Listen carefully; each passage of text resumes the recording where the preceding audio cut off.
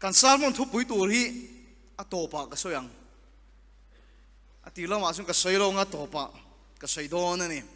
pathian thu mun khatami ka chiara nga ti chuan keima lal pan tu na po na atho mek na in ne na po tharau theli min tho adu ve mek na chu chu zanina hian kan zir ho don ani pathian tu thiang lim ilo ngai thang rombung riat chang som ni le pakwana rombung riat chang som ni le pakwana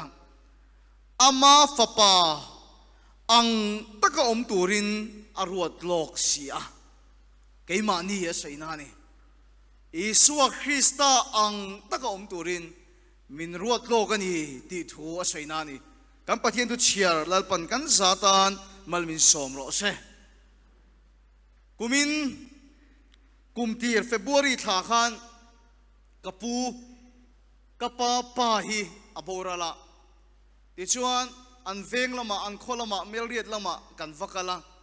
kum som riat le pali mi vel ni in kapu chu aborala ni ti chuan kan va then chuan melriat veng ami ho kapi te kapu te rual ho khan ka va then phei chuan ti hian min ti sup sup mai ipu ne ni in va han inang em hi min ti hei atupa ka ni tian khiat chian to awanga soyan ni nge ka khelowa inang min ti thu khan soi sup supa chuan kapu te in bul chiamian ko khan upa te hian choya min soma taya ti chuan kapa nen choi tura kan phei dun te kan kal te kha ka nung lama hian an venga pitar ho te khan kat nunga mi ron benga ipa ne in ang lutuk in kong kal dan te ipa chi ni mai min te ka lo kal rual box in ang khamin ti ni ka ringa mo hei ril ru put phanga te ka pa chun kha chu ka lom viawa ma se ati sa zon ta ka han chun kha chu ke ma lom bak lo na kha ka nei dewa mo a chan chu ka pa chu hei chal ngal an ting chi do la khi ni hei chal kol an ting chi do la khi ni in mel te in chal chur dan te in ang khamin ti hei kan ti ma mi kan sai khoi tu pakhat ngur te phei chuan tong trai i ban phar dam poi nang i pa ne na ti ani em to do ne mo ni o ka ti i pa yang tul mai min ti thina ni rung khat lu ka me ta ka lu me tu pa hian te ka sama me na khan e he fedrik ati enge ka ti i chol sam hi tam i chip sam hi tam mo le ti ka pa hi helai chal kol chi nia ka lu me tu khan helaya ka chip sam ta kol hi ron mu di sumo ka ho fa ta ka pa bula pa kumensat in nge chal hi tiang hi ni ka ti kumensat in nge tiang hi ni tan ka ti ka pa bula khan ka zota ti chuan ka pa chuan tu nang i kumang rual ka ni hi chuan in i chalang ka tu na ka chalang hi chu ka nei to atia lau thong rei rang su i nei lawang nang rual ka ni chu ka nei to atia ni ma sela da thalanga ka bi thina helai ka chip sam hi azau tel mai ka thien te la hi min fiam ma isama thol si te hi min de thina mo ka pa kha ka chun chho tul donin ka khia ka lau thong ani chal lam pang chun te ka lau wa chuan TV Home Crusade ta po khan Republic ko khan upa kum somri le palimi achal sam ta kol toron chou le lo mo le ka ti upa la num puer kha sel kel kang la pho tu te po kha a ha pui ron chou le lo mo le mi ru te po chou le lo mo le gan rong bo na tang chou ani pa chien ka sam hi chumin chou ti la phal nge yang ka ti zing tin mai hian ka lui ka khoyak thui ka pechina iso hi samin ka sami ron chou le ro ka sami lo chou ro ka ti thui ka pechina mo chun pa chien ka tong ta ya chang ni ka khia tu na hi chuan in helai poi phui le mak to in ka khia ka en ke na ka ron kal dom pon kala en ani kan sai du lai ber chu ka pian tir te kha chuan no sen ka nu atang lak chhuak ani tir te kha chuan an mu mal pok ka nei lo ani khami sa na piang ve ho ka da khom se puani nang veki min tuam se kani nang tlang lu tu khi nu chen kha chuan min hai pok ka ring ani karon pian tir kha chuan an pakhat ma kana nei lo no sen chum chek ve mai kani ni ma se la ka nu chuan an du te tui min choma ka chang lian tel ka chang lian tel la tu na kum som thum bor chho ve la phei chuan ka pa kha karon ang to lu tu ka ka som te po kan ta karon tum chan ani chu ka upatel tela atira chuan an mu mal nei lo mai la hun ni kum ka man khan min hring tu ka pa an na konga ka thang lian deuh deuh ani với hệ thu trả hi cái mà mình khỏi em tu chu với nên Isua Christa mình khinh tu và thiên bảo hiền chúng mi ang taka thang lian a sei lian deuh deuh tu ren kan sa pa hi min tu ne lal pa su pakin am lo se leya Isua Christa chun tel tel ama an na konga thang lian tel tel turin với nên nang le ki hi min tu ne chu tu chu ril ka ti em na chan chu hei hi nia ril ka ti em na chan chu mania kan thian te pu adam lo na hle maya ai zo lo om mani lo wangin phone mangi tong trai sak theng em man tia ka zota ni le impu chu apiang thar to em ting ka zota min chan chu o piang thar to e chu mi kum chuan amin ka sai don lo chu mi te rong bol na chu na piang thara lo man ti ni ni ma sela chu mi te rong bol na piang tharan ti chia apian thar na pa an soi khan ka thinlungi khei sok maya amin ka sai lang lawang kan mi khiat chen ani ama rong bol du ro pui tak a rong bol na tang mi ten pian thar an chan thin ni si kha tu na an nun om dan tak phei chu dik tak sei chon soi chua sak chi po ni lo ani thup sak lek lek angai rong bol pui ten mi awangin ka pu ti ka ko rual chu ani una do ka sei tu min khathia mem lalpa chu na mangai mai kan pu kha arong bol na tang bon min pian thar nan chang ngai mai ni ma sila chu kan pu chu lalpa mi man tak di chung si khan Krista an na kong alo thang lian mia lo ba tu na nun tak phe chu sei chua sak chi po ni lo ani chu ka sei tu min khathia mem rong bol pen chua ka tum tak tak chung khan kapan rong bol phal lo chan ber chu thil dang wang ani lo kan ma rong bol tu the local to ten nun a mu hian a fa pa in chu kong ka so ve chu a phal thot lo wa chu mi lam lian a chu a fa pai ka kal ve a phal lo wa ni a chan chu ka pa soi dan takin pathian ni na man lai chu an mang lom ati ni ma sela kum thum kum liver ba ka mang lo wa an top chin dan ka en hian ka fa pakal ve na tan ka phal lo wa thi ni chu pathian ni na mang lo a tho pui lo ka ti lo wa ni ma sela chu mi ta chu lal pa mi man ni si ti dam thaina keng ni si mi ti piang thar thei ko pa lal pa tho pui ni si hi Krista an na kong an lo thang mi lo wa an nun chu mi pon an lo ot lo ani voina ama ka phone le nge ya ka soi lang don ka tia o tia ani ne hi chon ti thin kan nia pu fakte ya voina ka phone ani kan rong bol tira mai chana min khil choi hi ya mi pui jinga ka sei chok don o ka tia o sei ro i du le atia mai chana pu fakte min khil chu mo Frederick pathian thui oi ro ke ni su ti thadu lo lalpana nor chi hi kan nia pathian thui kan oi lo ema pathian thui oi tuan tak takila tu na ka in hi chu ka chau ka tiat vel lek tur ani anga tia oi tuan tak tak ni la hetiang mai hian rong ka bol lowang kan rong bol tak tak lai te khan sap ram chan chim bua chuan ati the second benin ti in ka ming hi min ziak to a pathian ni nei ai zaw rong bol tur he min ti khop mai ni ma sila thu kan oi lo awangin aniang tur kan ni so lo ni ti hi min khila với này bu fakte ka soi lang do no zan ka thu soi na ka tia o sai ro ati unau du tak an soi nge rampo an theng phalowa in ka thiam em ka sai tum lalpan pathian thuina tiam tia puang tu te pon an puan chu an chang kheng phangai chuang lova hei wang tak hian an thu soi kan oi lo wa ni lo wa a soi tu te a hian ke ma ni a hian kan fa ti kal ve na tan kan du lo thina ka pa pon rong bol kha phal lo ani u fakte kha kan soi pathian ina man tak tak lai khan tharau thil pek chu na thuam te meu mai tro zai rong bol na kal to dam na chang to po en tui nom chong karing pathian ina thuam amang ni ma sila poyem em mai chumo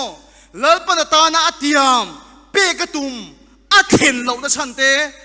chan lo na chan chu thil dang wang ani lo wa lalpa na mang lo ani lo lalpa man tak ni chung si khan Krista an na kong an lo thang lo ani in kha chiam em ka sei tum chu Krista an na kong an lo thang lo ani mani ga im hu phai chon fajik ka piang thar chho selin ka khia tia tu na nga iril ruang hi ma na khan nei ni la chu lalpa hian o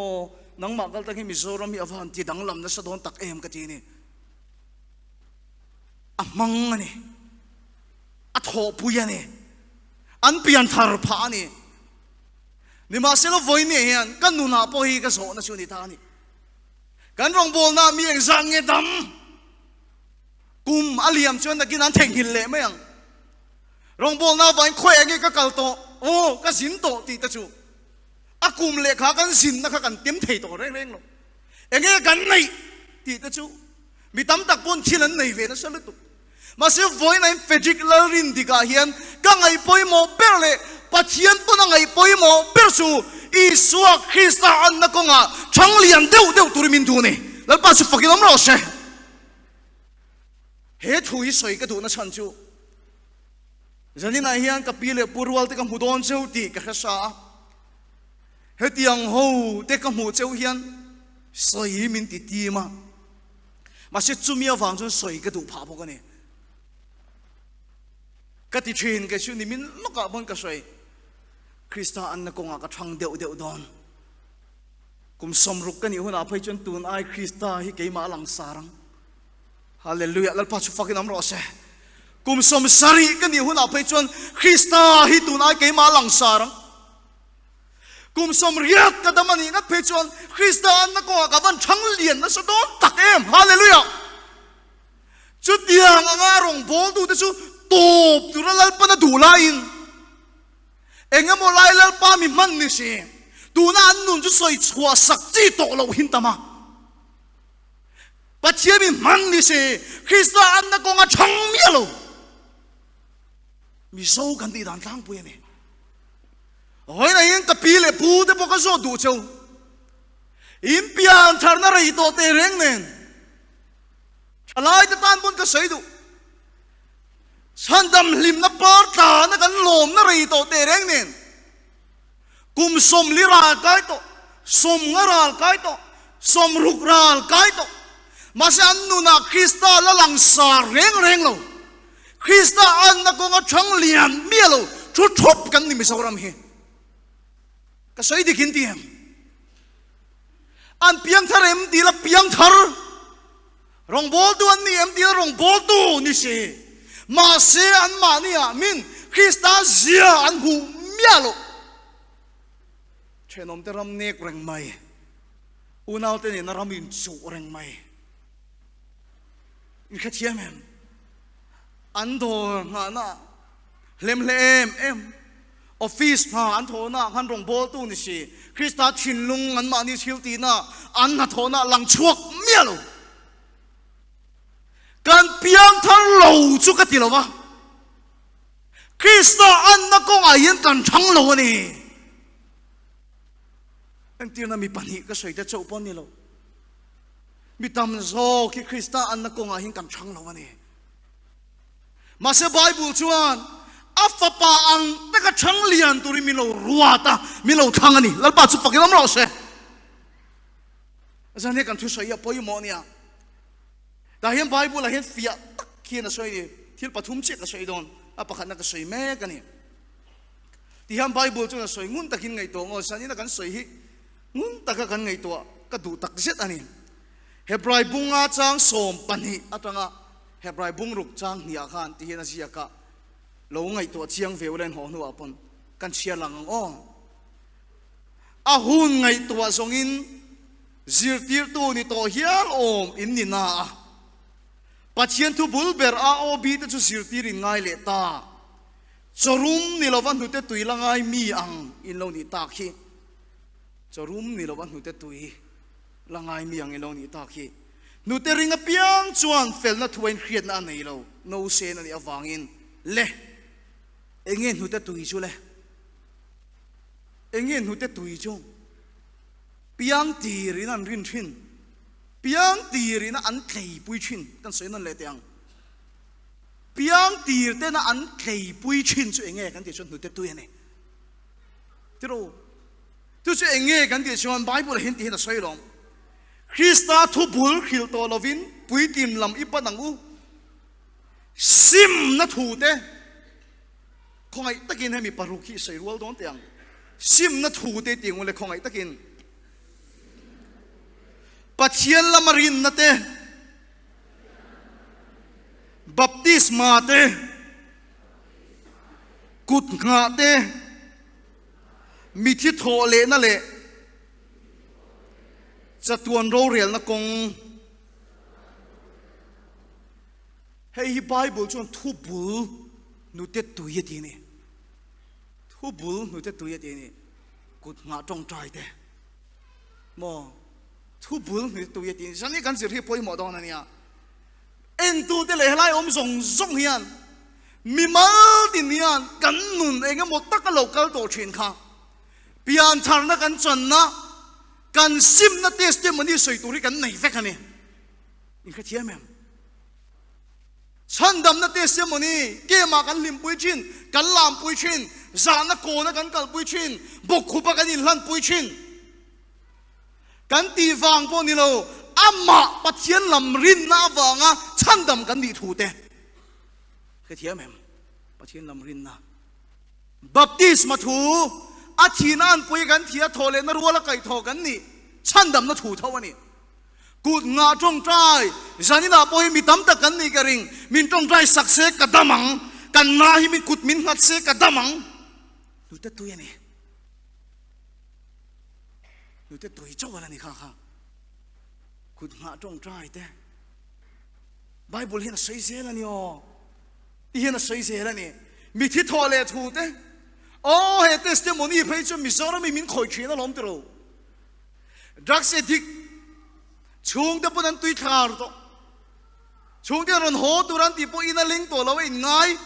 thi to chala kan chal ten Krista awang an nun an nei le thu te hian min ti tap thina ko khana ti lim thina thu bulani thu bul ka thiam chu mai po ni lo chatuan ro rel na chatuan nun chung chang kan la sak tui berani kha mi la pho ka sel lam pang po ni lo thiam lo chan reng ka lau to long min tan tu ani awangin heng zong dei kan roma kan soi thin ania he thunal pa min pek chan chu ka ru ti dang lam sak ka ngai wang ani mo kai po tu na hi mi zora ma hian lal pa hian thil ti du anei ni in ka khria covid awangin mi tam tak tharau nun a chawa ko ran po ngai o le lei thei lova pathian mi zora ma har na min pek le du ka ringkat maya ta chon tu na hian rong bol na malak tum le na mek kan nei chu rang va mua la khuan mizoram huap rui lo ngai camping pui nei kan tu mani lalpan remati ni chuan heta takhian mitam tak a camping ming tur dei ka dong doing ka riamo chandam na camping ti ve la ming phua kan tum lova camping ming tur chu RV la ti kan mang do nei ramun south ko khan upa te poron RV ve nga ti khan kolosi patang te ron RV sup sup ma zu zong ching khan pachinim puna ron zong zok don to camping thu pui tur te min perfect toin ka khiamo in rin angin kan rui lo ve ti kan mangang ka tia aron RV o ka rin ang kan rui don le nem to ro tharau thilim sok kan o chang don no ka phure em mai hemi pol hian ni tin deu tho ka tong tai china ta chon rui lo ngai tam takin thime kan ni na ta thole nan chon hi ka ringa an fel wang ni lo pathian ma rin na wa ga chan chuan an chan hi ka ringa ni chu cho mi zo ram po ye khoi dang lam ka bei sei tak se ta ni ma sila chu ti ka tong trai lai tak chuan tharau thiang ni min nu te tui bok mo pe ti le tu ma ti ka dong ani nu te tui bok mo pe ti le du a hei ang hi ka ti tu na hian ka kal thin na hin no ten ne ya chu no te chu ka en thin a lom no te reng leng chu te ro nu te tu yan pe la hi chon an tle em chang len mu khi la tro chọn chua ta nan tan tira an vat lu bop emo va in fia man te lo le ko local te se kha trap ani mo nu te tui peleng an te an bel le ani an u te sing an vatlan ve le an lo ve le an poma nu ten melen trap an trap kha bang le chang in mu hil tanga u nau du tak heng zong tu na kan soi te kha mi zoram yin har na kan be sai dan te po ngai mi swal sim na baptisma thu pathian lam rin na in khathiam em pathian in tia u fak te hun lai pon a thil ti thina ti dam thil ti theina ron thenga mi zoram pom kha kan harani kang zong ka bible chuan nu te tui ala ti ni chu chuwa chuan nu te tui ring rigot tu ye min du la wa Krista an na ko nga thang liana puiting deu turin lalpa min du ni hallelujah lalpa chu pakilam lo se voi ni yan kay pon pathian ka lo be sei dan kha lalpa kan khwar le to mai nu te tui min pelero lalpa kan trap le to nu te tui min pelero in khathiam em ka lo be sei dan thau ni kay pon unau tu chu zhou chu kan don le kan chan thin ani awangin ni china ka soi kan man chem testimony sim na testimony nei tha em si ni ma sel po na wa chuak chia a chung te bula pon Krista melan bu mialo hiom ani tu hen ka in zot na sa si no ka chung te hian an fa pa upazok nge an chen puya Krista ang tak mi pakhat an ina hin anom pui kan team te poiso ka chak khop mai antinge question er ka chanti dong nge ka khelawan mani ka en ko chu nan soi khe ka hlaw bok sia motoran chuan pui thin hin an speaker nge Krista ang tak mi pakhat kanu le pati fa pa upazok nge an chen pui Krista ang tak mi pakhat unaw du tak hoi ne yan testimony sim na testimony kan ne ya pathian rin na lama wanga min chan chuan na testimony kan ne ya thi na kong kan so me ka ta nun na thar min pe ka testimony kan ne ya kan kho har chuan chun te tui pok chu pe le kan dhil thin ni ma se lalpan voi ni na du chu afa pa ang takin afa pa an na ko nga changlian turin kan sa vai ya min tuani hei ni kumu patak te ke na soi ka khesi soi ngai ka ti si choi hi ni kan pian ma te kan testimony in nei to a kum he ti zat in ti to a ma se Krista an na ko nga kan chang mi alo ni rong bo de ro pui tak an thu soi tang mi pian thar to te po tu na nun kan en chuan buai tak ten an che a an nu pui fanau ten Krista an chen pui lol lo bok ani zane kan thu chai khathiam em lalpan kan savaya thanem ngai na chu nu te tui min nek ti chen kan na mi ti dam chin lalpa chu pakinom lo se a chan dam lim na min pe chen ni ma sila chu ta chau ni lo ama an na ko kan chan len deu hi a du tak se ta ni unaw te chu thu cha chu ni zani na hian poimo ka ti em ka soi sang ti su o ka soi sang mi lo nia mania kho pakhada kan zina an zilai no pangkha lekha thiam vak lo ni karing pol khata hian kum thum mom to a tang rei khop mai an zirte tu te ho in hei chu a om rei to me an nilu tuklo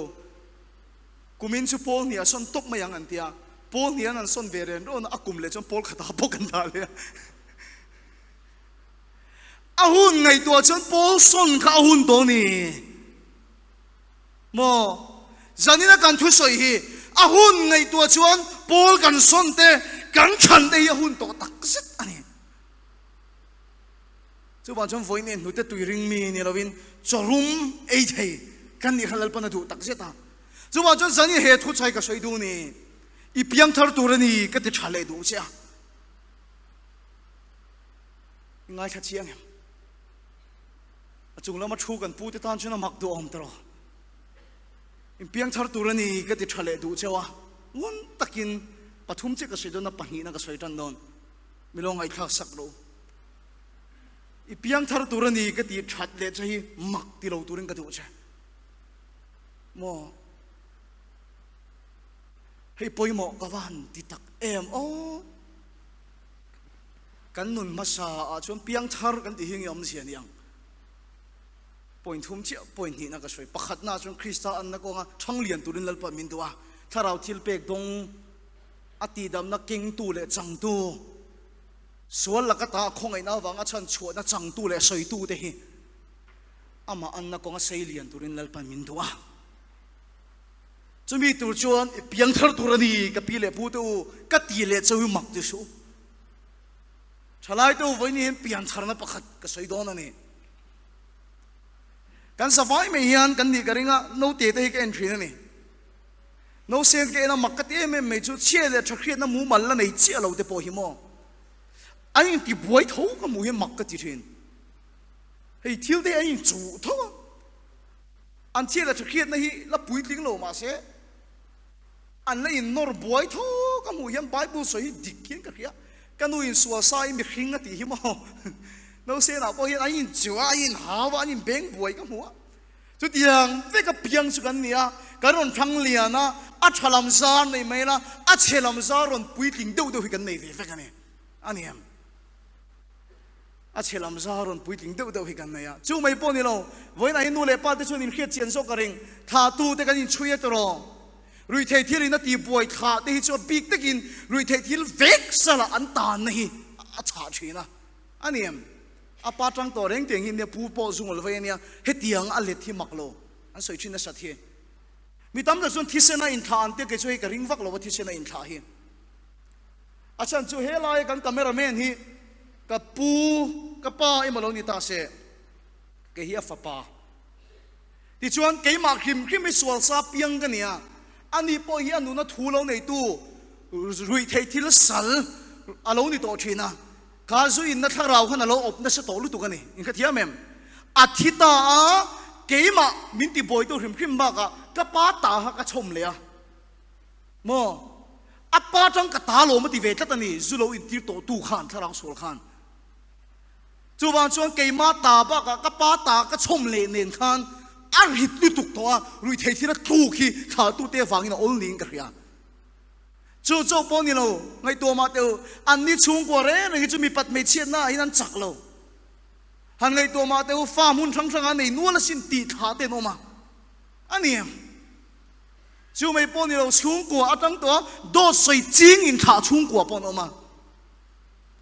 chu mai po ni lo chung ko atang to kut kem nei an tiang chi te kan nu le pa te chu an chui chin in ka thiam em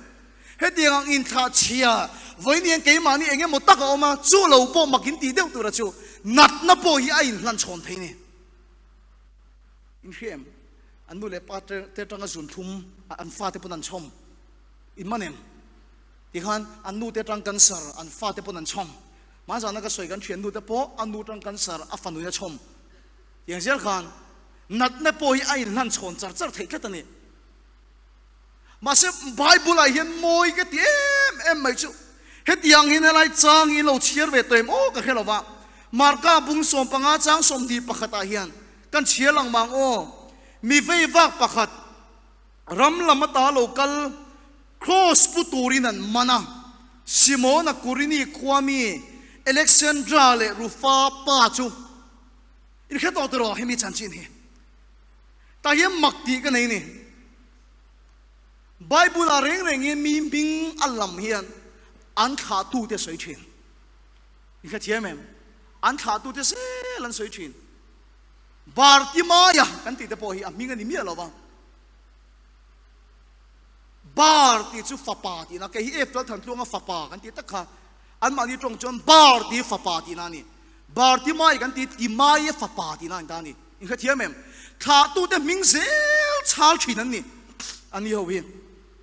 ni ma sila chu ti la ya simona makati ne me chu a kha tu de ma a soi lo wa a kha te so ka soi ta ni chu mole he tu yi makati lu tu ka a kha te so ka soi ta ni oi ni tu na ka soi ma sak nen khan in zom thiam em he simona hian kha tu te a mi ro pui nei lo ni mai thaya zungol vei fa ani mai thea mi pat me china chaklo tak fa po ani mai thea kut kep nei chung kwa tang ron piang po ni mai thea do sei ching reng an ti thin po a tha tu te tang ani mai thei chu tiang ani lo pon a hun kal to chu sei tak an nei lo po ani mai thei ni ma se la he simona ti fuem em mai chu Isu Krista cross aput puya lal pa su pakilam ro se chu Isu Krista cross a suan thil kal to thil chia thil lui zong zong chu a cross a thi na ruwa chon ti to pani a hallelujah ti chon ro pui deu mai chu a tha te zo ka chui ta ka ni ta ni chu lal pa su pakilam ro se hallelujah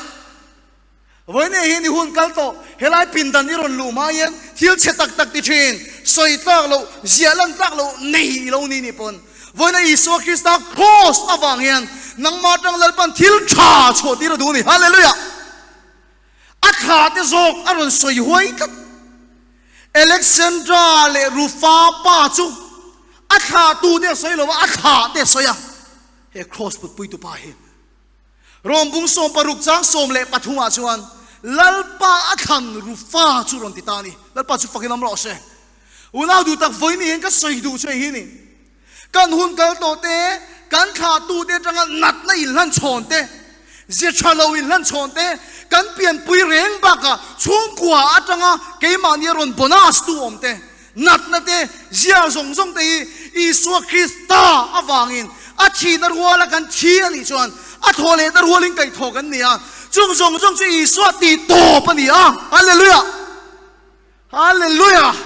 na nei lan chon po to theya zol vein kha chong po to theya kut kem nei kha chong po to theya soi lan tak lo thil zong zong chu Isu a hian a to theya le piang tharom sia chu kan pian namasa lakata kan thia Krista kan pian le na hi ni hallelujah hallelujah kan pian namasa lakata kan thia Krista kan pian thar na hi ni kan pian namasa chu kan chun te meu mai ka sin ve ta mi zo tu ka do soi ching hi ka khelo ni in ti ve tho em zin nem deuh te pawh khan dot var te kan soi mam thiam to dot hi na var ro mai mo ni a ma ka sin o kan chhun ani o kan tha tu hi in pa dia bola chu dot pa ni dia kan chhun ani o ani em kan tha tu hi kan chhun ani kan chang lian tel te la tira chu no sem po asia chalo tak tak la chuak lo lein ti boy mai me tang chan mas alian tel tela ama khing tu kan pa dia bola chu kan chuna kan nang tel tela biakina kan nom chin kan tha biakin pona chuan kan sia chia la chuak le har thin ani em ka je firma pui te pon soi kha a fanurai kha an ko khan upan ron zota a fil te reng nen o ko khana poi man te reng nen atia biakin a omreng man heklo ti ka biakin a omreng man heklo ti ka biakin a kanom lai chuan kan tha camping chholim ten kan tha anwa kan se tria la chuak le a kan pa kan chhun deuh deuh thin ma se voina hian kanu le pa du tak ka pian ma kuming o za khove lo mang to te hu in piang thar turani ka ti thale du chawa piang thar chu kan pian nama sa la ka ta kan thinga Krista kan piang la Krista an na ko kan thang lian deuh deuh turani lalpa chu pakilam ro se hallelujah Krista an na ko ngai kan lian ang kan thang deuh deuh turani chu choni pian thar na kan khiat dan hi atuan ting lo ka ti van ram kai na emo kan tia van ram kai na chau emo hi kan ti thla di pian thar na hi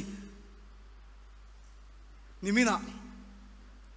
naw hlan turin min soma iron phone tu kha min khil chiang lo lu tu ka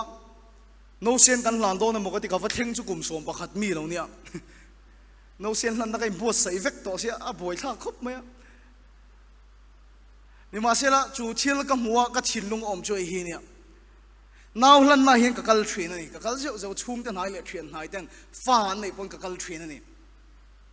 ti chuan mi tam takin an soi ka khiat tam ber chu hi ni en ril ro pom ha lo mem naw te tharan an ya nu le pa tem fui na ber chu ti an fui thin in fa te hi pathian ro chan hu tak in don ani tro ti chuan van thlenga hruai chole khi in mo phut na ni hei lo hi van a chom turin nei lo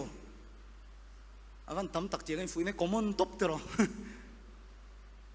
ni ma sila diklel lo mien ka hian ni ta hian diklel lo mien ka hian ni van thlenga hruai chau khin mo phut na in motor te in internet reng chu eng man chom don lo hei che in chom don in fa te che in chom don ti chuan kan fui chen nu le pa te po chu tianga fa te chom thleng tu re in bo sei turin kan fui chen ani ni ma sela ka ngai to ta ni kuma ka kal na phei chu kar thum le kalania ama hlan tu ra tong tai tu ri min tia ka ngai to ta in chung song khi mo in chung song khi van ram mi ta se heta kan thut na hi khovel ani ta ni in chung khi van helai kan thut nei khovel ti chuan pathian ne na chang khovela aron theng choba ti chuan ke ni mo phu na chu khita bok thon chole i kha thiemem ka soi tum chu anin khita tang khian le aron pian tira ke ni mo phu na chu thon chole kan pass do nei chu i kha thiemem chu ni kan fui da ni o dik tak chu no anin khilama rang kan ku da ron thon tha ke nin thon chole kan tum puk vom thleng turin kan tang ngar ani tro chu tiang ngo da in fui hi dikin ka he thei lo ni ke chu tiang ngo da in fui hi dikin ka he lo re chu wa chuan hei hi ni ke chu kan pathian thu khiat kim lo ka ti thin chu mo hei hi nia ti hian kan soi thin bible thu kan en chiang lo mo ka ti kan soi dan reng chuan tro zani na hian pathian atanga ti dam na le siam thar na be se tuna ka thu cha lai mu kan nu na thleng se in ti da chuan tuna ka sai ta ka hi pom tu ring ka ngin tak se chu ni ti hian kan soi thin he khoveli kan ramani lo kan tia van ram oma khovel oma he khoveli kan ramani lo kan khovel ni lo kan ram tak tur chu khita khil ni kan tia kan ko ka he khoveli setena kan papek em maya kan ta nei lo wa khi chok khi kan ta tu re mo kan ti thin tu tiang chu kai in fuya chu tiang chu kai in oi lung lenga chu tiang chu kan lama he khoveli kan khovel ni lo kan ramani lo khi khi kan ramani setena ramani kan ti thin ani tiang chu kan soi thin ani ni ma sela bible mun takin en thar le tengu bible ke niam pathianin tu na ka ra na nge khovel hi asiam na chan ka en chuan ki van helai khovel ni cha se kan chen na mi khing fa te ta na din ania lal pa chu fakin am ro se kan khovel tu ra asiam ania a huwa na thing da tin reng te leilung amal som na da tin reng te a thil thada tin reng te po a mangai a fa mi khing ten an chana an chena an nei tur dan lalpan khovela da tel pokani lalpa chu fakin om ro se hallelujah ni ma sela kan ta nei lo em na chan chu thil dang fa ani lo khongai takin ruat te haron kalok te le kan ta nei lo em thin na chan chu mo setena chu khovela ron lutin telo setena chu khovela ron lutin mi khing chu amma hin kan thuta telo ta chun kan chunga thu nei ta kan chunga thu nei ka ta wangin khovel lal khovel ho tu ani ka ta wangin kan in tiram lo wa kan ta nei ta lo ni he khovel he mani ka thu soi pakhat to khan upa pon miron zofia ka pu khongai takin zanin ka thu soi lo endo ne ka tiang ni chu he khovel li setena ram tin kan chalta a khovel ani tin kan chalta ni chu khi kan ramani ti chon faron piang te pok an tum chu khita thon chole thau khi kan tum ta pathian ha kai pasta ni ma sela Isu Krista ron kal na chang berkha aron kala setan ne ni somli la jan somli chong hei lai anin din chil lai khan setan chon tian ro chala ni chibai min buro he khobera thu nei le ro puina song song hi kan ne na pe kan ni to katasin ka du piang ka pe chu setan mai chana khil lo te apo kan thil lunga nung em maya setan ram mani a midik lo te len na munani a in ka thiam em midik lo te len na munani thil dik vak lo ti tu te ho sak na munani chu mai ta nom chen na chu ni kan ti ta setan rama kan chal ta ni chu ti chuan bible puna soilom koveli mangai su min ti lom koveli mangai su min ti lom ni ma sina helai bible ina kovel ati himo zona le khaton pakana bungli ai siaka helai bible ina kovel ati hi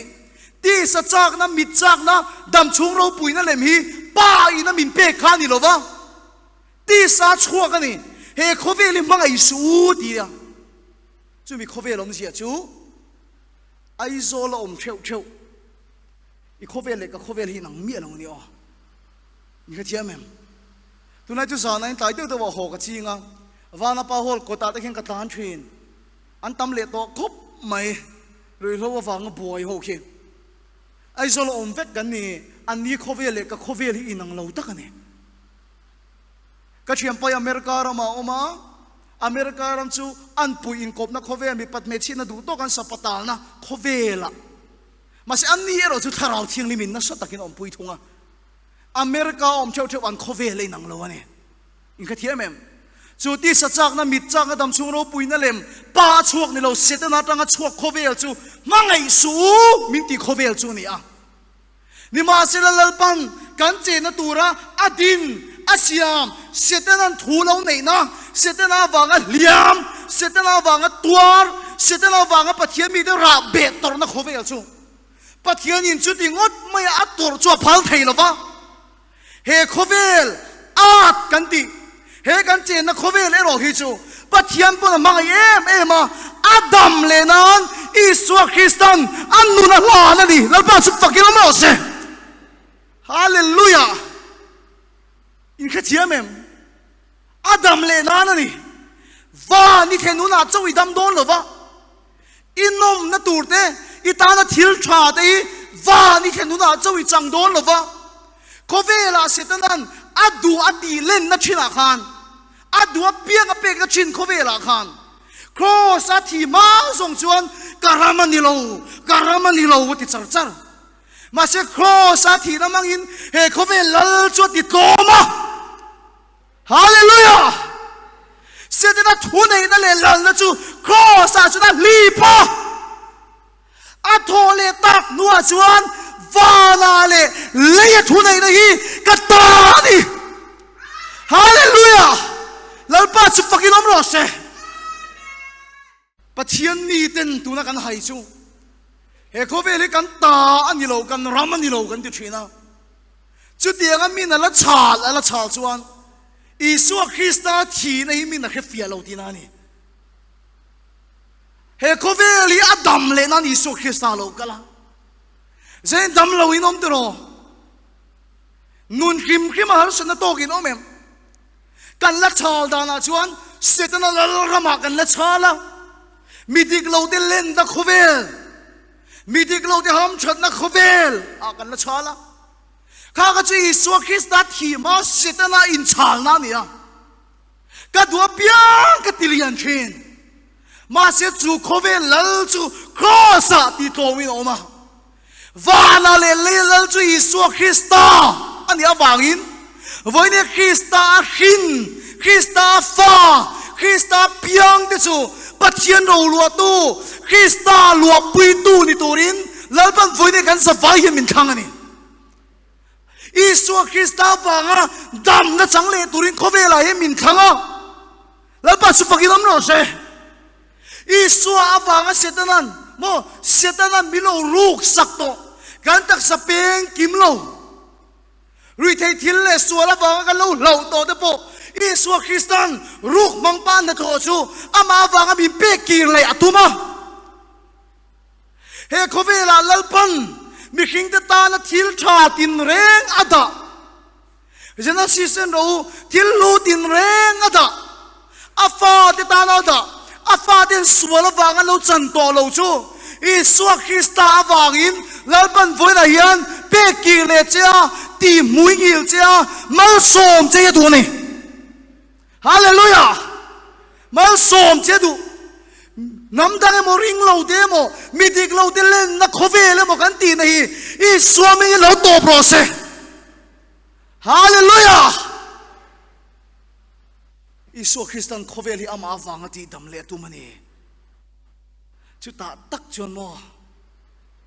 kan tha tu te tang in zom na chia kan pa dia bula tanga kan chom no sen po na pian tir ta ron ken chho aron than len puya kan nu le pa te lo ti boy tu kan chom kan che ve la tang kan zir kan che kan pa dia bula kan chun tel na lak ta chu cross mangin ti rum kan dia hallelujah Simon ang khan hun kal to tha tu te mo soi tu tha nei lo mai la cross mangin ti to pa nia ipiang thar turani ka ti na chan je chu Krista chon hin kan nia hallelujah hallelujah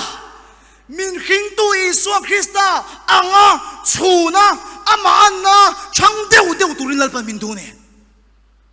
chu ta chan anekin chu min chan dam lim na chon kan loma kan lama aniem pathian lam rin na kan faka baptisma kan loma kut nga thil ti theina kan faka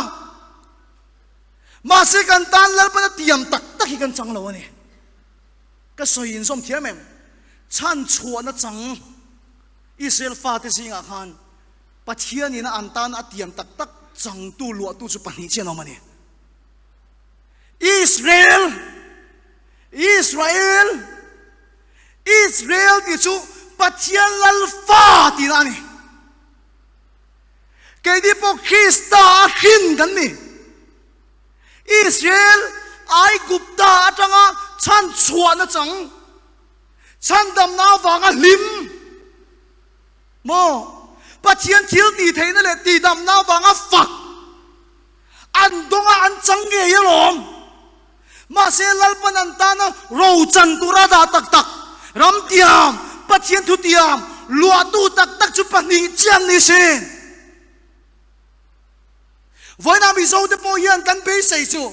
chan chua kan chang na kan changa pathian a hin kan nia chu mi lim na le lom na nu te tu chu kan pet chen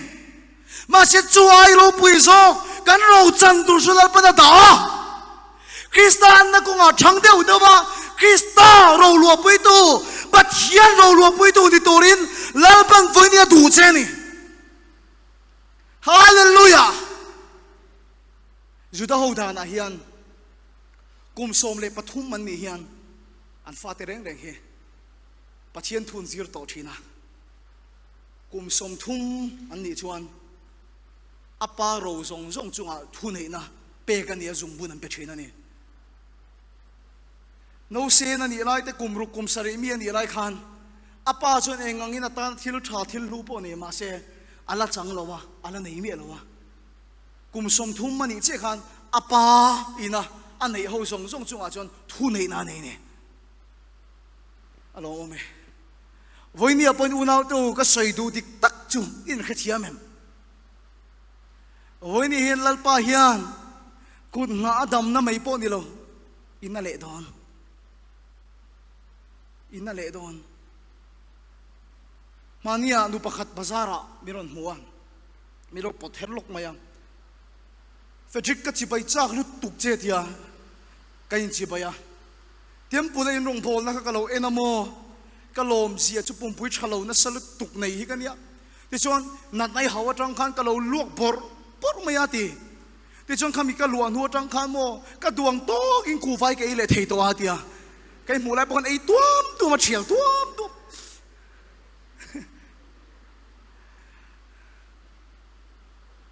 Kut nga ti dam na chu chang chiang along ram lu no ta kanom lai ka thian pa nu nia hospital a kal te ka khe deu thina in thian te ani awangin ka kala doctorin in lo thia tor u zanin point dai to lo wangati anu po zumuro ifanu dam lai khon zumuro antia fetical uma chukalu lo wangati anun milong hak char chara kahan lu ta LRM hospital aso ni ka watong try saka aro puisin dam lo dang song song poka tong try atu ka han ICU ruak ve kani an chuak ve kani dal pa chu fakilom ro se ti chuan chu nu ka thiam pa nu gut nga ka tong try chuan aron har lul maya nurse pon tlan khom ngal oxygen te pon phel saka kom lai normal nga rani miron hu ya te miron hu ya tien a beng bula ambui bula ka beng ka juk do tian enge moni pachien lam pang thil te soi do na mo ka te ka juk do chuanin tungei ni te fedrika ui ma te min tia fedrika mo ati o ka tia ui ka murei lu tuk to sa da ka pom chak lu tuk to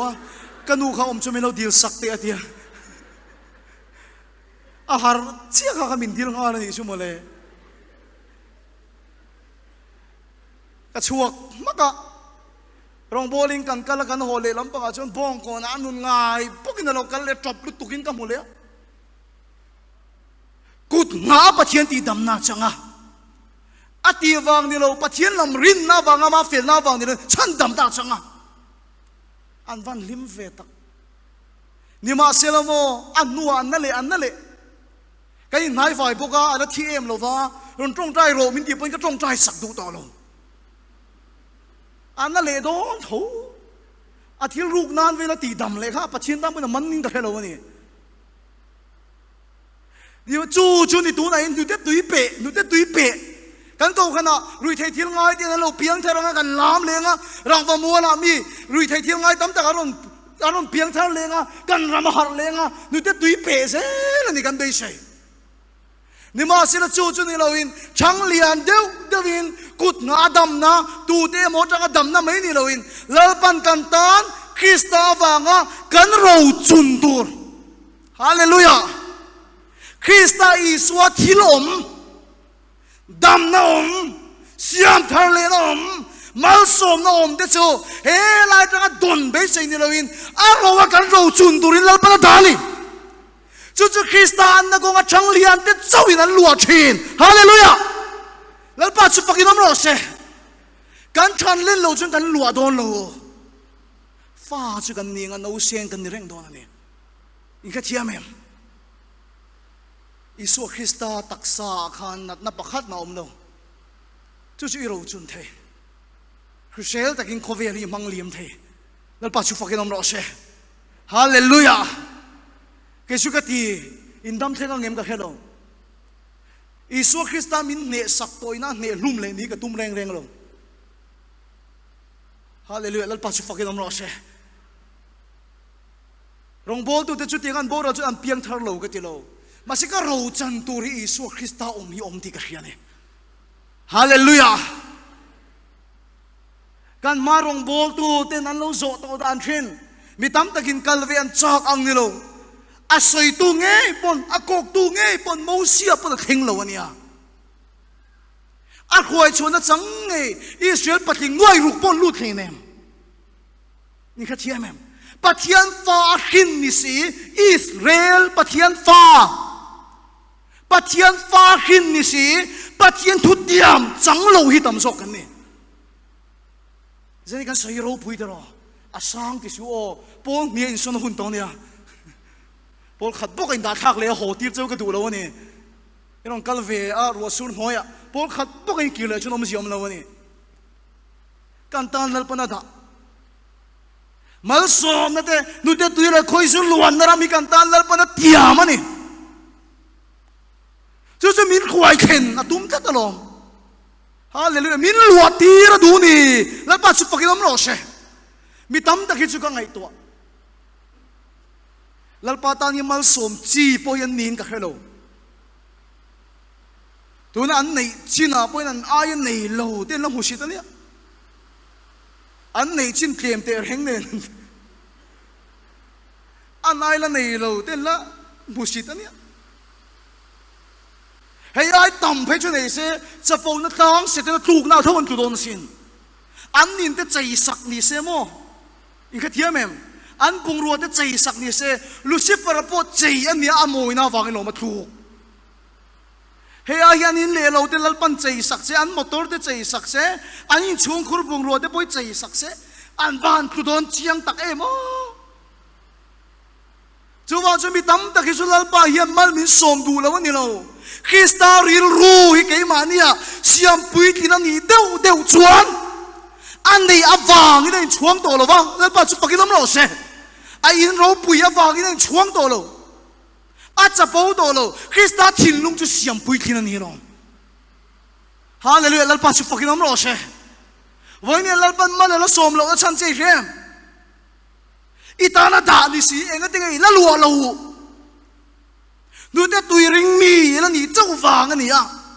lalpa chuna ma an na chan len tir che dua i chang lian deu deu nga Krista ril ru Krista thin lung chui pu nga Krista an nai chang lian ani chuan i nei kai chapo pui lo nga mi tang tar hua i che sak zo kang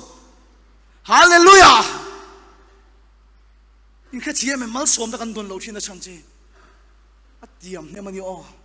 dam na kan chan lo thin na chan te pui kha thia nem pathian poi sei na bok kan dam le thina voi ni Krista ril ru Krista thin lung nang ma siam pui tin ani deu dewa Krista anna i chang je la ni chuan lalpa hian i ro chan tur thil tam taki aman khovela ne to wangin he khovela thil tha hi ye aphal i chan aphal i nei aphal i dam aphal ani hallelujah hallelujah lalpa chu fakilam ro se kan ta na kan pan na da kan la lua lo na chan chu no sen kan ni wang ni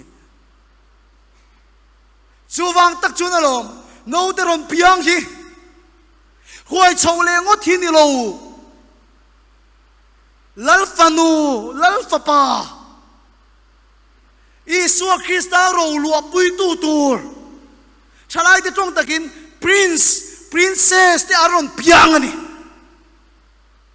in khir dang dang em ka sei tum chu he khoveri lalpan kan ta na siam kan ta na pe kan ta na da ani sedanan milo thunun sakto ma se isu kan lalange chuan miron ti tom saka Krista fakhin te kan di ta ka wangin pathian fanu pathian fapa he leya lalpan kan ta na da lua tu te kan ni hallelujah hallelujah va na dam nai mo van rang ka chakhopu ya chau ni lo pathian fanu pathian fapa ron piang te kan ni suali na kan pata kan ta na lalpan da milo chu sakto milo op sakto te kan palal ram ta na la le tura he khovel pathian ramani ma zong thok tura pathian fanu pathian fapa ron piang te kan ni chu chu ni no le pa te pan fa te en kol puitin dan tu hallelujah lalpa chu fakin am ro se hallelujah una te chu chu lo chu tiang tura ron piang ron salian te chu kan ni United Kingdom tu na England kan tia khuan tun theng hian lal an lo ma lal fanu lal fapa ron piang thin chung lal fanu lal fapa ron piang te reng chu an en kol dan chu kha an thil nei en kol thei turin an no pan lai ta kan pu sai ngala veng him thei turin an pu sai ngal boka lal fanu lal fapa ni om reng turin an ram veng him turte an ram en kol turten an pu sai chen Prince William kan soi vek seng lawang chung lal ron piang te reng Queen Elizabeth Queen Victoria chung an lal ron piang te reng chung an ram veng him tur le an pa te tang an ro chun to lal ram veng him tur le an ram chua thil om en kol thiam turin anon en kol selian chen hallelujah lal pa chu fakin am ro se chu ni naw ron piang te poi ro lua tu tur ten ron piang ani pathian ro lua tu Krista ro lua pui tu vonia nang po hi eng wang nge ron pian le va na chou le ro thi ni lo he khovela pathian ram zau tur te pathian ro lua tu Krista lua pui tu กุดงาทิลเปกวางดำนะเจ้านี่เราฉันดำลิมนะลมนะเจ้านี่เรารำเตียมจุลัวคริสตาชินลุงปุจุงะมัลสมนะดงะอีสัวดำนอมจุนังมาดำปุยตูเชนลับนันตูเชนฮาเลลูยากันทุบุยกันใส่ตุ่มกันเชียงตายกันเรียอัตบนานก็ใส่ดูใจเฮนี่คริสตาอันนักกงชันสุดแต่กันฉันเล่นเดี๋ยวเราชวนสุดแต่ตุยกันเป็ดเล่ดอนนี่อินนั่นเลงอ่ะต้องใจทำเทกันปั้นเลงอ่ะ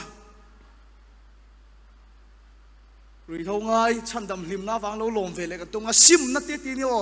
แกนี่มิสเรามารูปีกันติดเรื่องนู่นแต่ตุยอติเฮซิมนะอ่ะสวยเขาไบเบิลที่อินเสียกเราเพย์เสียจนกระโดดที่เพย์จนตู้มันอินโอยเราบังซิมนัดเต้มิคิโทเลนัดเต้บัพติสมาเต้กุดงาเต้เทียนทุบุลนี่นู่นแต่ตุยนี่มาเสียอิสราเอล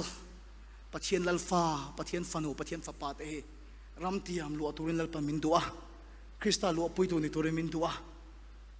มาเสียทะเลรัตุลุมกันดีที่กับวันหนาวเองอิสราเอลปะเทียนคอยโชว์แต่เท่าค่ะอันตานาเตียมจังเราเป็นทะเลระปะนี่ที่เราจนตุลุมเวกันนี่จังเราอันตานาเตียมดิสิอันตานาอมดิสิดงเรานี่คือเทียมเองปะเทียนติดดำเรามีติดดำเวเซลเซเวตัวยับเปเรามีเปเลทรีเน่อาศัยขัดยังนี่เราขันดูแต่ตัวเด็กคอยจุลัวนั่นจู่อัลลัวตัวนี้นั่นปนัดตัวฮาเลลูยาดำนั่นจู่ลัวตัวนี้ตัวนี้นั่นตัวนั่นปัจจุบันกินน้ำร้อนเช่ฮาเลลูยาดำนั่นจู่เป็กนี่เราวินลัวตัวนี้ตัวนี้นั่นตัวนี่ขัดยังมั้ยไอ้กุบตามีเดินรังกัดจักอันชัวร์ตรงนั้นเป็กเจ้าค่ะเป็กรถนี่เราวินดูแต่ตัวเด็กคอยจุลัวนั่นรำจู่ลัวตัวนี้ตัวนี้นั่นปนัดตัวจูมีอะควอลิฟายตัวชวนทะเลรันกันเลยนี่ก็เทียมเองจูมีอะควอลิฟายตัวชวนทะเลรันกันนี่แล้วปัจจุบันกินน้ำร้อนเช่ฮาเลลูยากับวันใส่ตัวเองมองก็ดูตกโดนไหนทะเลเราเร่งแรงขันปัจเจียนวางอารมณ์นี่เราอัดชิลเปก็วางอารมณ์เขากันจุ่มเชนนี่ตุยปุยเซนนะพวกจ้าโลมากันตุยอมแล้วว่าวางอ่ะฟุยเลยลุงอาจังตุยรอนหัวอ้าวเลยริลจ้ามาวางอ่ะฟุยเลยมานารอนสูระฮู้ทีเลยกันดีดานะเนี่ยกันช่วงก็ดินมุนาสุมเลยไปหารุสัจจวนกันฟุยรู้กันดูเราเจ้าวะอันนี้กันดำลูกไทยเราไปชวนปัจจุบันนี้ผมแต่เราเนียงได้กันเดียวตัวเองจะชัวร์เลยชัวร์แล้วว่าฟังอ่ะฟุยตัวปุยสนะจ่าเลยจ่าแล้วฟังอ่ะลุงลาเลยละเราปัจจุบันอันล้มเราอัดทิลเปกันนี่ล้มนี่อีกแค่เทียมมันจงเอาจงนูเตตัวริงมีนูเตเปเวเลยจ่าบังเอาไปเฟียบเลยปัลโคตรจับเฮ้ยเราก็เตะสกันปมเลยนูเตเปเลยกันเดียวบางเลยมุหินเลยเสียเสียจุดยังมีจนทะเลราฟียน้ำปัลตั้งแล้ววันนี้คริสตาริลรูคริสตาชินลุงอันพุทธเราไม่อะอันโลมนะครับปัจเจียนอันนี้เราอินทิละอันดำนะอันมาสมนะตัวนั้นดิทัดมาเสียฝนนั้นนั่งรอเชียวอีสัวคริสตาชินลุงอีปูอันนี้ชวนหัวกระดานรัวบูฟิกมาเสียอีฉันดำนะปัจเจียนอีโลมได้หลงหายระวังฮาเลลูยาเฮ้ยปุยทิ้งปาร์ฟุลเรามาเสอีโลมนั่นจุดเทลานี่เราปัจเจียนาดีงะเรื่องเทียมดานี่เทียมงะอีเอาสักบนปัจเจียนี่ไทยงินเราบังเรื่องจาไม่ยอมบนลัลไปรัดเรางะอีปัวบนจงใจอีไทยงินง่ายเฮกเราบังอันโลมนั่นจุดเทลานี่ตัวเราอันริลรัวคริสตาจูอารอนชังเล่นตากับวากินคริสตาริลรูกันปูนี่โปลังคริสตาริลรูเกี่ยมานยมค่ะนังมานิวปอมโลเซฮาเลลูยาลัลปัจจุบันกินน้ำโลเซเปียงทาร์วันนี้โหเดียววานกายนั้นเปียงทาร์ตุรินลัลปันมินติมัสโล min king tu Krista an na ko nga chang ti ran turin lalpan min ti ni kanu le pa du piang thar thale ro piang thar thale ro inu patto de lu ne ni swanun ala keme mai Krista in lang lo e mai in chung de yang Krista la chen pui lo in the top pui de in office a Krista thu ve lo do ngak tu ka Krista ni ro se office thu ka Krista ni ro se so me zuar tu ka Isu Krista ni ro se hallelujah kan chen pui de Krista ani min ti kan ni hingai ni chuwa cham van kai nan thon chho le nan go dilo min khing tu ang tak turin lalpan voi ne piang thar le turin do che hallelujah hallelujah piang thar min khing tu an na ko nga thang lian turin atop nan eng tinge Krista an na chung kan thanang mui mul kan su don nge tiro mai chelam pangtan bei se om vak lo mui mul su ti khachuan iso film kan kai mui mul nei box ya sam kan su don nge mani kan sin lom iso ang deu mai palian deu mai gamua a rui khop kamu tak tak lom vai ro mania a sam khat kirle ngala palian si atuma tum chi ni fak lo ni atuma tum chi ni lo ni YouTube pick entry COVID hi kan lo tam khopaniang Isu Krista antum kor fol ha an omani o mui mul zua sam zua sei ka le man chan chong e tak tak ka helowa khati zong antum ka sei lo voi na hian tharau thiang lim kha Isoron lan ma zong su pathian tharau thiang lim ti ania Isu Krista ron lan khan isu chunga omin Isoron lan nuwa chuan tharau thiang lim Krista tharau ti ni ta ni hallelujah Isu mani awagin Krista tharau thiang lim ti ni ta ni chu Krista tharau chu voi ne hian nang le kan ne na hian pe kan ni awangin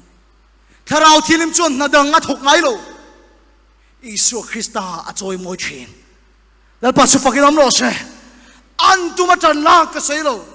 tharau thiang lim chuan nang ma Krista ron choi mo yang hallelujah tharau thiang lim chuan nang ma Krista ron choi moi don ani ani chuan Frederick tharau thiang lim chu kan hilo em ni diam Bible pun a sei lo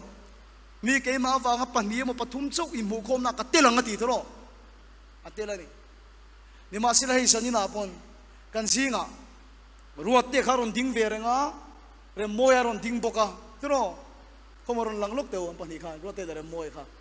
o pani re moya pathum le to ke tikhan om ro mi en ro le pani mo pathum in mo khom na chung ka telang ati thu ka soi mek kai chu re moy pon di china na khoya thu soi bok ala trong ve reng ruat te kha ani lom ni kan singa Isu Krista atil awang hian thu asoya atonga a che ti na ni chuang lo I kha thiam em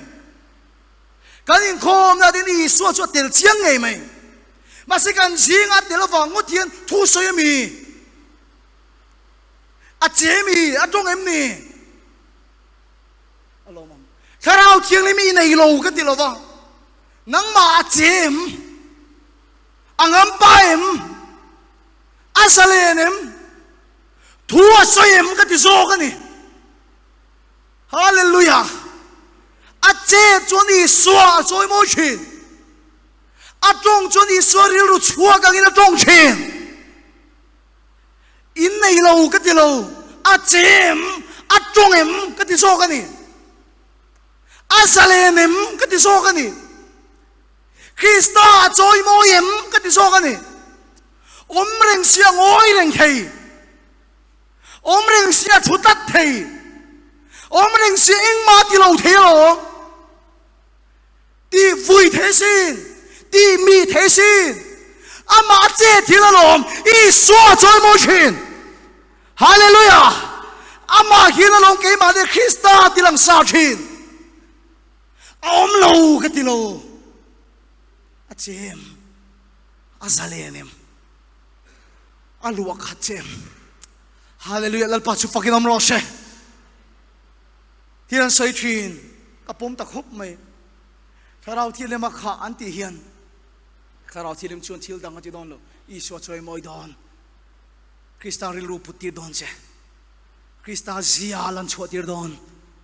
คริสตาชินลุงอังนี่นะทักสักดอนเจฮาเลลูยาอีทินลุงอังสักคริสตาริลูอังนี่นะตีเนมสักดอนเจฮาเลลูยาอามาอันนักงอาฉันเล่นตีดอนเจอาหวยดอนเจอีตานัลปัตติอามาชุดหวยดอนเจอาเจตังไงลงถ้าเราไว้ขาไงลงอินแค่โตไม่เทถ้าเราที่เลยมาขัดอันตีเฮียนถ้าเราปินดันเฮียงที่ไงบอกรู้กินกันตีขัดอันตีนสวยกันแค่โตเองอาฟีฮิกตีออกซิเจนบูร์ให้ลายรอนสเปรย์ลูหินี่หรอวะเองงั้นตามออกซิเจนบูร์ปรอนสเปรย์ไม่ละบูรู้ก็ขัดจีนะครับฟินเฟียนอมชงเราวันนี้เฮลายโฮลีบูรัวกตีขากันดูนี่ชวนมาสับเปรินินชวกเวกพุดังคือเทียงทรงกันดาชวกเลยพุดังเที่ยวดังทรงอีกันดาชวซาวน์บ็อกซ์กันดาชวกังเที่ยวดังทรงกันดาชวเวกนัวชวนเจียงตะกินบูรัวกินเราขัดตีนายบูรัวจูอมาตุนไอเห็นบูรัวกินตะขัดเราวันนี้นังเตชัวทุเทงเตอมาเกยเตกอมอีกเทียมเองถ้าเราที่เลยไม่เกยมาเนี่ยอมมาเสถ้าเราว่าขากันตีโดนฮิชวนเฮคเวลบุงรัวกันโกลเตเฮคเวลคิลกันโกลเต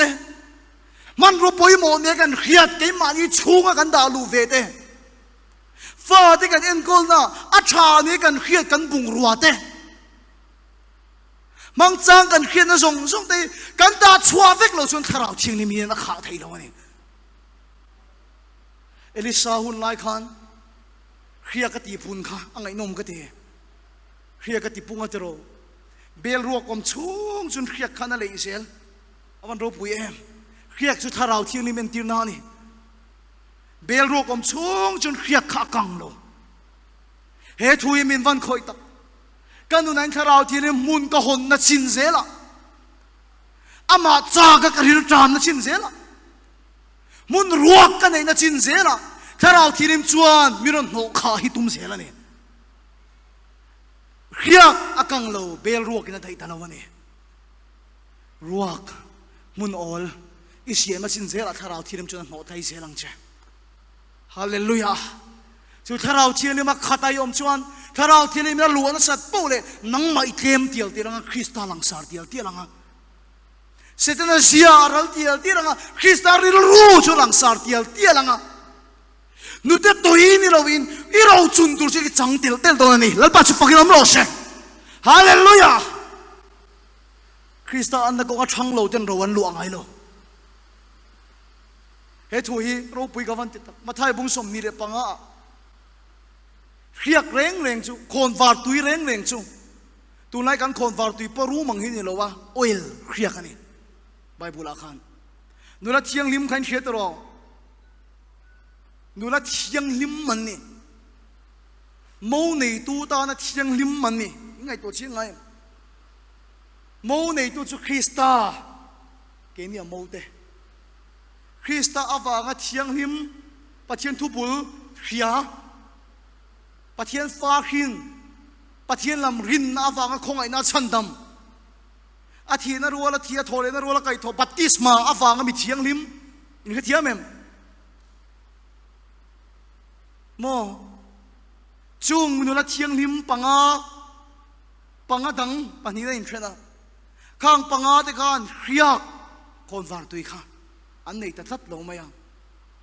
เอ็นติงเอ็นไหนดงขันอันตีค่ะอันวันเลยนี่เฮทุยเราปุยกับวันติดตักฉันดำนั่นเองที่จูกันโผล่ชัวนี่เราว่าปัจเจียนทิลโคนเปกันนี่นี่มาเสียละเรียกทีนั่นเองถ้าเราที่นี่มาขานั่นแต่เวทุกจูอัมมันกันเปกันไงกันนี่ฮาเลลูยาลัลปัจจุบันน้ำโรเช aman kan pe ka ngai arum tatto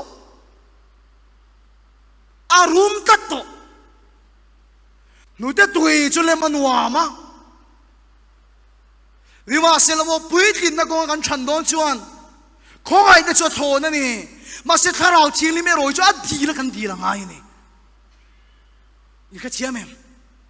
tharawa khat du chuan tir go te nge po isu tho le khan tharau thilim nei ro atia an nei de to ma se tharawa an kha don chuan Pentecost nia pindan chungnunga kala thangin an tong trai sin chuta chi chun tharawa khat in an oma petera do sei chin kha a tong da na ina tong to lo tharaw ina tong tir da ni na tonga hallelujah lalpa chu pagin am lo se a tong dan ma sa ka chu do sei mangani iso phasan chin ani ni ma se tharaw thilima kha tak nuwa chuan a tong da na ina tong to lo tharau chiang li mi na tong tira a kal du na kal to lo tharau chiang li mi na khoi to so ka ni in nei lo ka ti lo petera khan di so tho le khan tharau thilim chu an nei to tharau thilim nei ro ti to ha ni ma sila Pentecost ni khan tharau chiang li mi na khat ta ni lal pa chu fakin am ro se chu ta chi chun petera arala Krista ama langa hallelujah petera ti pawania Krista ril ru amaron lang chua kani la pa chu pakin am se chuta chia chuan dam da di la tong trai di tolo a lim atang pon min dam to a in khuk na puana te min dam asin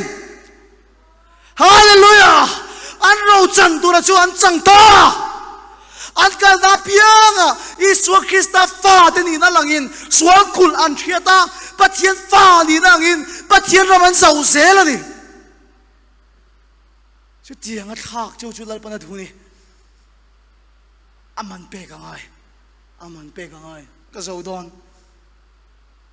tangwal fel tak mai sel po zungai lo kuwa po ingai lo kani le ma sela kan nun na hin tipa ka omani ti ka khria ka tangwal chu tir khan tingot mai hi chun ka fel theina hian kum som li dai po ka ring lo ni ngol ka soi tam lu tuk ka in sum theina hian kum som thuma dai po ka ring lo ni ka in sum theina khan mo alang lam chu sum thei mele alang lo lama hian ka dai pel don ti ka chiang lu tuk ani ka fel na hian a thin rei don lo ti ka chiang maya rong bol tu K3P3 KPSY thatak ni kan khit an over don tre pa son lo thak te kan sum thei na hian kin chin zel an nia chu kan khiat lat awahin mamo ka nei ti ka in khria tharau thilam chu ka nei lo ani lo ma se tharawa kha ka du ni karil ru in sum thena lo Krista ril ru phut ka duwa hallelujah dal pa chu pakinam no se ka mi khin fel na ni lovin Krista siam dang lam mi ka du so ka hallelujah sual chu chak chung a tilo ni lovin Krista an na gonga chanlen deu ka chak so ka ni tilo kham ni lovin Krista thin lunga siam puitin ka du so ka ni a thei ti hi ka khria ka tu ya hal em maya ka tu ya hal tu ka de chu ti lai chuan shinot book room ka kala le khabu ka songa ta chuan a le khabu chuar tu da chuan pakhat min ko huwa benihina khiak thi na ti chung chang le khabu Reverend LB Sailo wa le lin kha min pe ya ka ho na lom takin ka ho na ka chiar ni benin na chuna bung tira ti hena sia ka rum ka biak na thu ka soya ti chuan amak lu tu tharau thile min om puya I suwa ka ti rungot po hian chu pin dan chu tharau thile min aron lu khat ngal thei ti ni ti chuan pastor chu miron pana ngolok ro pastor ka ti hi ban ama om na lama ban ka phar hi pastor chu ale tup mai pathin om puina khan na sa em maya ti Jisu asa na chun thu soi le turin min tia Jisun ke poka lo me ain pathin na thona sam hu hi kan ring ati ni ma sila chu bi khuwa chu ka farnu te khuwa ni ati Jisun chu mi taya chun ka farnu te chuan choi turin min soma Jisun motoring kan kala choi do ka na ka thuwa cho kan ba trep to tia hian tharau thiang lim hian ka thin lungai thu ron soya ka fa pa trong trai ro ka fa pa soi do kana thu to lai ni trong trai ro aron thenga ti ka nial ta ti lalpa om lo mai ka unau nu ne ngen hun rei ta kai mu to lo wa cho ai turin do kana ka thu to hi thiam kain chan tir char eng mari ka to chuang lo wa azana chona ngayang kan ni ringin pulpit chu ka lona khát diang ang tu ka thu soi ke man rei ka ti le nung lo kha ka helo ti soi zoi ka chak lut tu kha ti khyo mi ka ti lut tu ka karum lam ka pana chu mi san chon khumai ka bok thu lalpa eng ati khát diang khan min ti tin pachin la ka ka fuya ti sarawa khatura ka som lai chi khan itnar ni kha ti oiron thengta lalpa om ang lo em long ka unau nu nen kai mungai lo kai muwa choi do ka na ka thu dong lom ti ka chan chuan sarau thirim o fia tak hiron thenga chu chu ni kai ma po fia mem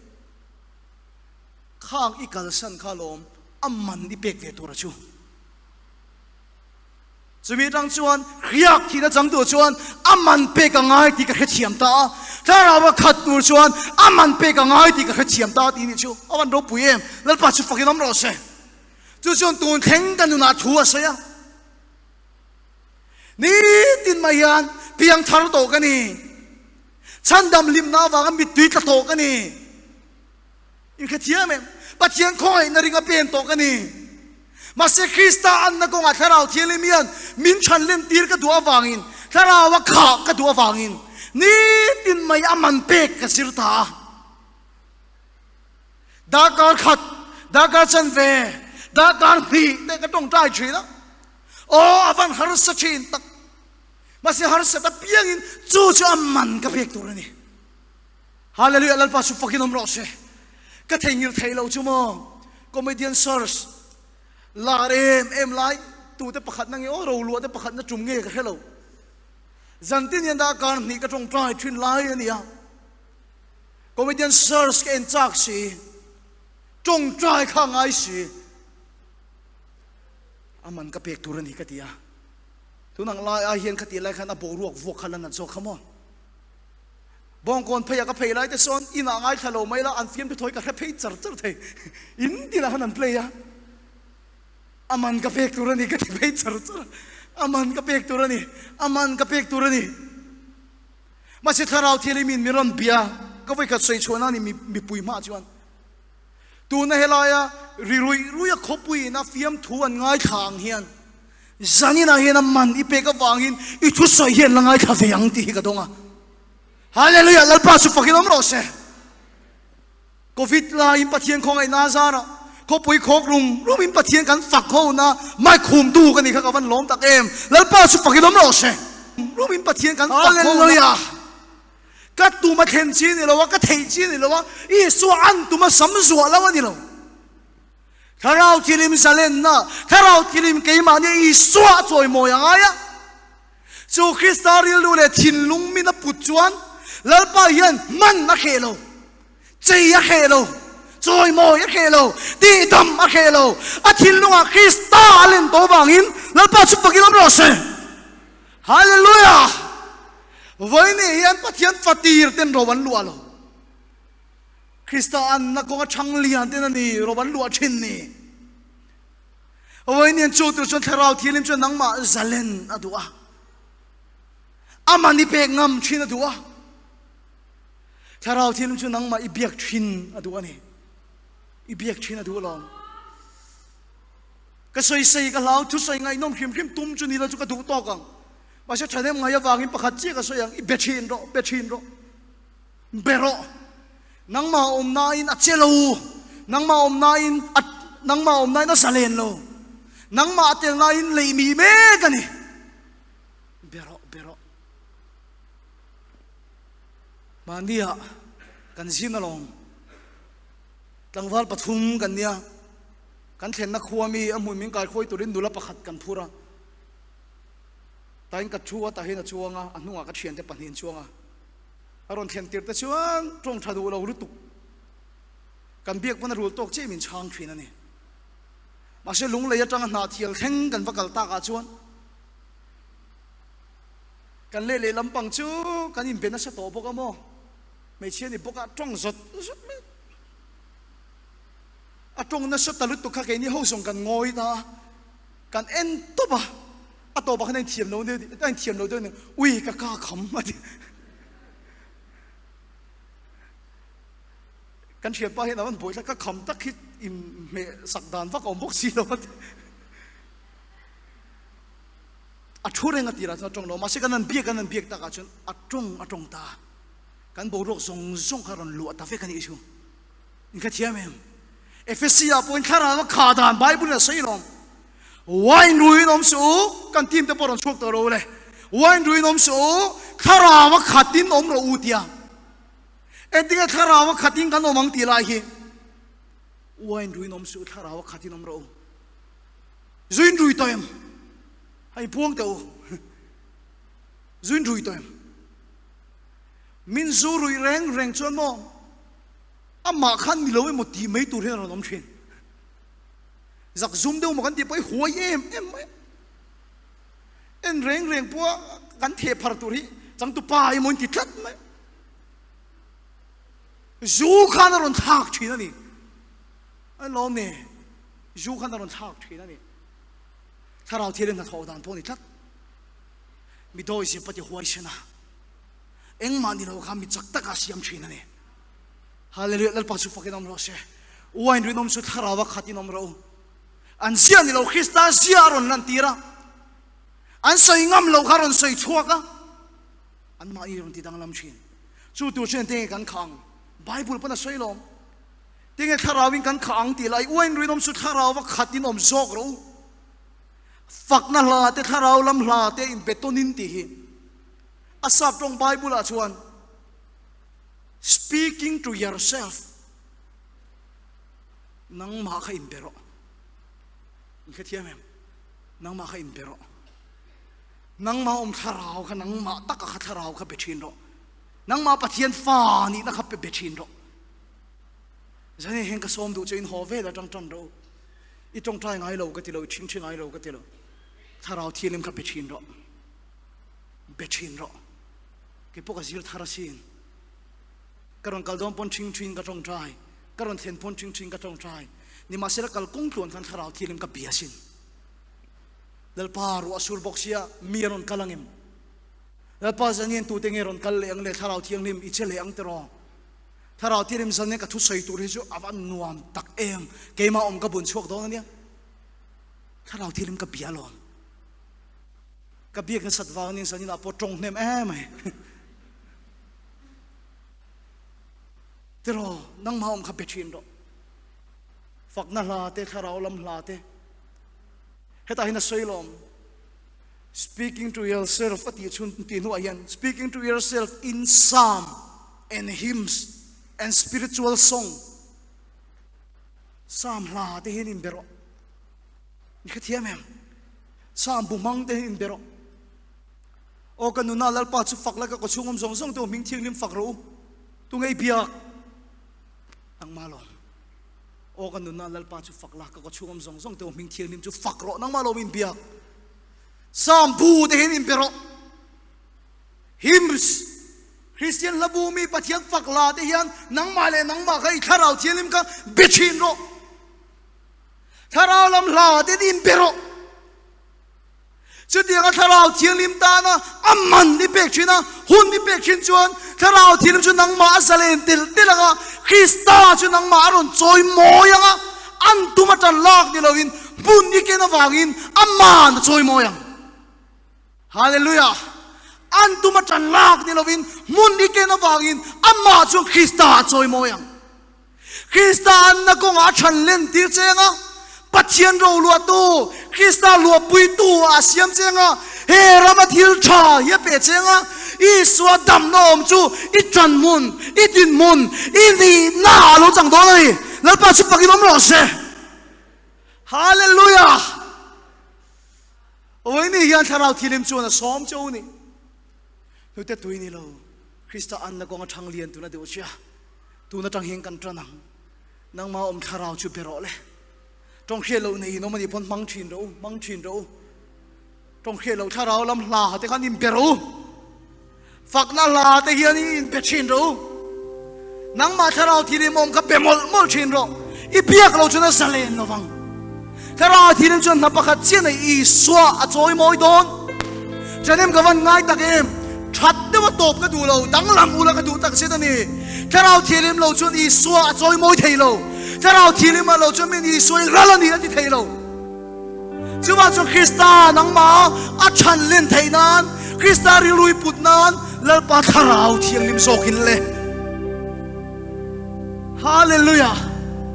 good nga dam na pathian thil khron pek mai ni lo ita na dam na da